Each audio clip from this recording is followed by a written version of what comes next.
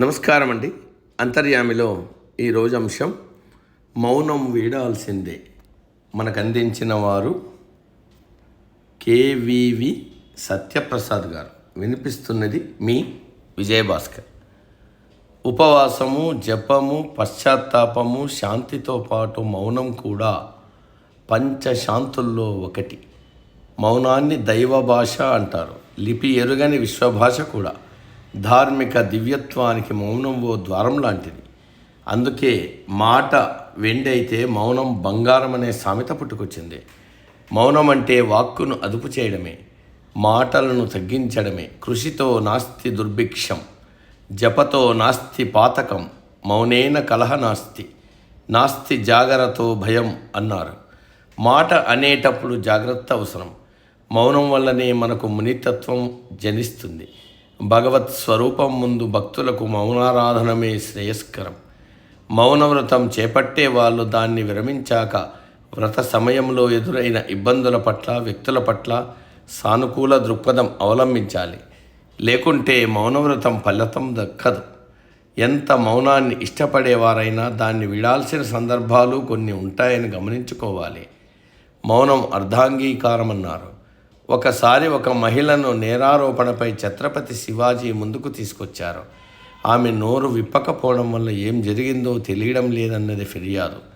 శివాజీ ఆమెతో, తల్లి, ఈ సమయంలో మౌనం పనికిరాదు. నీ పట్ల నేను సోదర భావంతో ఉన్నాను. ఏమి జరిగిందో నిర్భయంగా చెప్పు అనడంతో ఆమె సాంత్వన పొంది నోరు విప్పింది. చేసిన నేరాన్ని అంగీకరించింది. ఒకసారి ఒక కార్యాలయంలో అధికారి తన సేవకుడితో మాట్లాడే చిలుకనొకదాన్ని ఇంటికి పంపాడు. దాన్ని ఓ ఇల్లాలు చక్కగా కూర వండింది.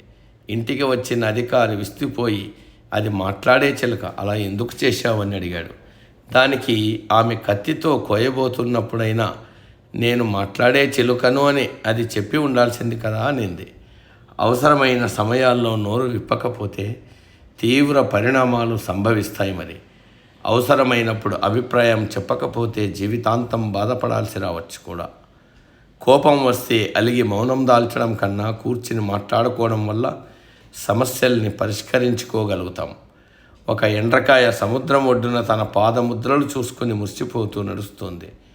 ఈలోగా కెరటాలొచ్చి ఆ పాదముద్రలను తుడిచేశాయి. ఎండ్రకాయ సాగరుడిపై అలిగి మూతి ముడుచుకుంది. చివరకు ఎందుకలా చేశావని అడిగింది. నీ అడుగుల్ని చూస్తూ ఒకతను నీ వైపే వస్తున్నాడు. నిన్ను రక్షించాలని వాటిని చెరిపేశాను అన్న సముద్రుడి మాట విని ఎండ్రకాయ పశ్చాత్తాపడింది. మౌనాన్ని వీడి ప్రశ్నించబట్టే దానికి నిజం తెలిసింది. మౌనం వీడి మాట కలిపితే మనుషుల మధ్యే కాదు, దేశాల మధ్య శాంతి వెల్లివిరుస్తుంది. బంధాలను అది బలోపేతం చేస్తుంది. సమాప్తం. సర్వేజన సుఖినో భవంతు.